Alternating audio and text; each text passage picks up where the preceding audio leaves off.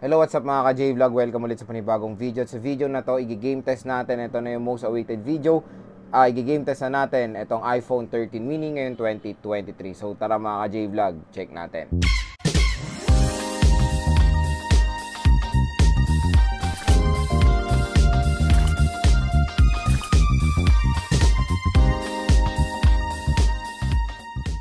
So, 5 games ang ating ito-test: ML, Asphalt 9, COD, Farlight 84, at Genshin Impact. So, first na lalaruin natin is ML at ito ang available settings. So, nakakatuwa na available sa matataas sa settings. So, HD mode naka-on, frame rate super, graphics ultra naka-on ng outline at shadow. At syempre, naka-full download na ang resources dito.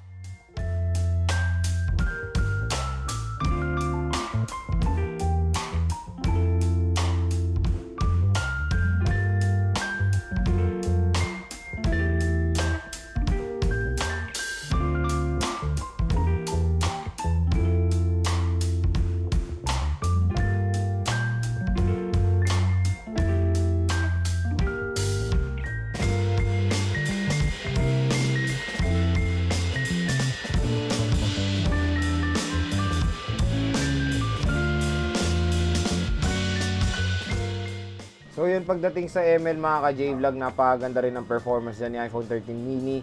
So expected na natin yan dahil yung chipset nito ay same sa 13 Pro Max. Kaya panigurado yun. Tingnan nyo naman, na-handle niya na walang kahirap-hirap yung pinakamataas sa settings ng ML dito. So kung naghanap kayo ng smartphone na napaka-cute, na napaka-smooth sa ML, maganda i-consider ang iPhone 13 mini. So next naman is Farlight 84. So itong ating setting. So, graphics natin nasa extreme at ang frame rate natin nasa extreme. So, high settings tayo, pinakamataas. Yan natin kung kaya niya.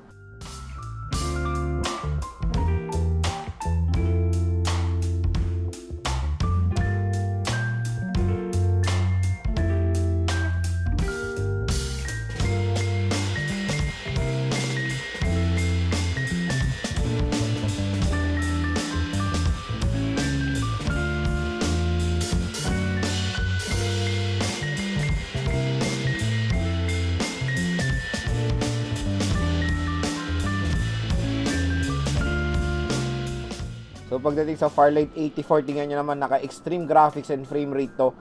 Super playable siya, kayang-kaya nyo na walang kahirap-hirap mga ka-J-Vlog. Ang smooth ng performance ng iPhone 13 mini sa pag-handle ng Farlight 84. Grabe, parang PC-like experience na ang ating gaming experience dito. Super smooth movement, hindi pa siya nag-overheat, yun yung maganda. Ayan, so solid, napakaganda ng performance ng Farlight 84 sa iPhone 13 mini. So next naman is COD. So set natin yung settings niya. So graphics very high, frame rate max.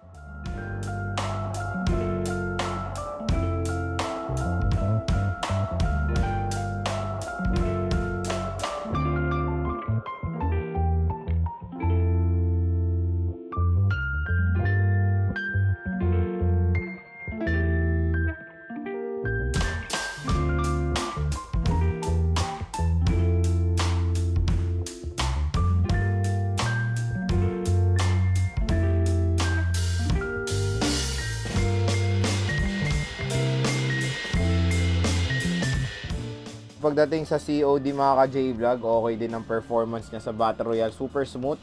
Sa mataas din tong settings, maganda, very detailed yung graphics niya.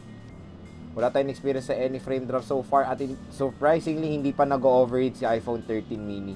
So yun, okay na okay. Playable na playable po ang Battle Royale dito sa iPhone 13 mini.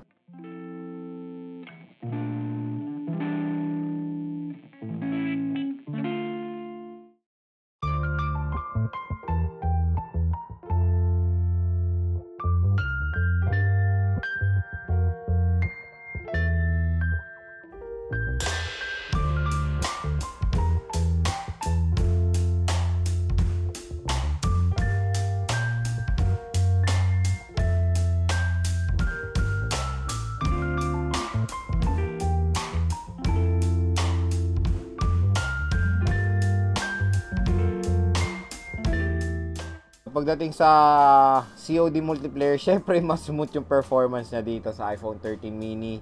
Ayan, ang ganda ng performance, smooth yung movement, walang any frame drops, slow movement na nangyayari, wala rin tayong delay or ping na delay. Dito sa iPhone 13 mini, stable ang ating internet connection, napakaganda. Sobrang playable po ang COD multiplayer dito sa smartphone na to. Paniguradong may enjoy nyo po maglaro ng COD dito.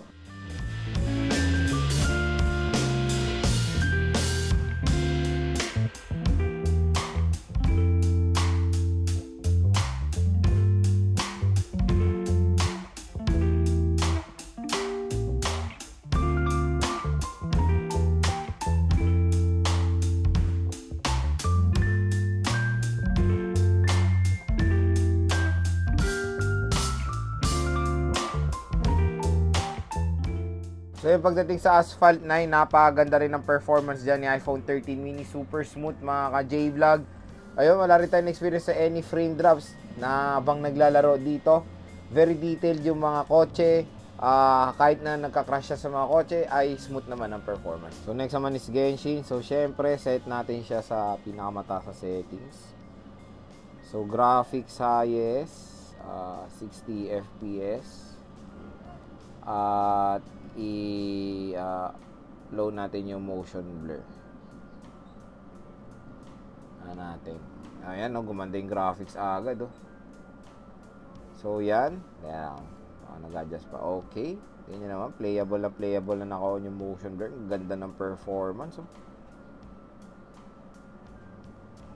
may mga frame drops, pero tingnan nyo naman, kayang-kaya niyang i-handle mga ka-J-Vlog. Kahit na nasa high settings pa tayo, ganyang kalupit ang chipset na nandito sa iPhone 13 mini. So, small but terrible talaga tong smartphone na to when it comes sa gaming. Ayan diba? Tignan nyo, kayang-kaya niyang i-handle na naka-on yung motion blur. And surprisingly mga J-Vlog, hindi pa siya nag-overheat. Kasi hindi pa siya nag-auto dim Kasi pag nag-overheat yung iPhone, nag-auto dim yan.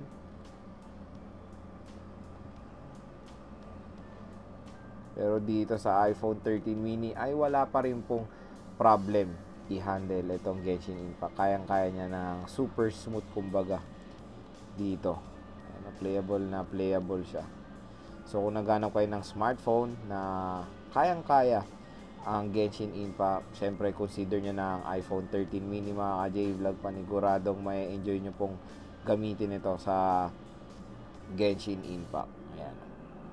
Playable po sa mataas sa settings, kahit na naka-on yung motion blur. Ayan, medyo nakaka-experience na tayo ng konting init dito sa bandang joystick. So ayan mga ka-J-Vlog, nakita nyo ng gaming performance si iPhone 13 mini. Napakalupit po ng smartphone na to. Kayang-kaya niya pa rin makipagsabayan sa mga kapresyo niya, to be honest, na mga smartphones today. Kasi ang presyo nito for as low as 24K, makakuha na kayo ng iPhone 13 mini. Napakalupit pa rin talaga ng chipset na makikita natin dito sa smartphone na to. And quick reminder lang, yung chipset nito ay yung chipset din na makikita natin sa iPhone 13 Pro Max. Syempre, yan ang Apple A15 Bionic chip mga ka-J-Vlog. Napakalakas po ng chipset na yan, na makikita rin natin of course sa iPhone 14 yung base model, kaya napaka-relevant pa ng Apple A15 Bionic chip, kaya super duper ganda pa ng gaming performance yan kahit saan mang angulo ng gaming ngayong 2023 and of course sa pagpasok ng 2024. Kaya kung naghanap kayo ng smartphone na malupit for gaming na napakaliit, very portable lang, maganda rin consider ang iPhone 13 mini. Pero ito lang po, manage your expectation while buying this smartphone dahil sa battery lang po kayo malulungkot dito. Syempre, expect nyo na yan, maliit lang ang form factor nito, kaya maliit lang po ang battery capacity na matatagpuan natin sa iPhone 13 mini. I think nasa 2,000 plus mAh lang ang battery capacity nito. Pero naglaro tayo dito ng almost 100%, biruin nyo, nasa 88%. Okay naman, mas improve yung battery netong iPhone 13 mini compare sa iPhone 12 mini. Kaya kung mag-mini version kayo, I suggest go for the 13 mini. Mas may enjoy nyo po yung full potential niyan when it comes sa gaming and of course sa battery performance. Saan pa tayo makakabili ng iPhone 13 mini sa Greenwich? Siyempre wala nang iba kundi kay Maha, kay Ate Mayet sa CMB Gadget Stall XA9 po sila ngayong December 2023 sa 2nd floor Greenwich. So kung interesado kayo dito, PM nyo na si Ate Mayet sa CMB Gadgets official Facebook page.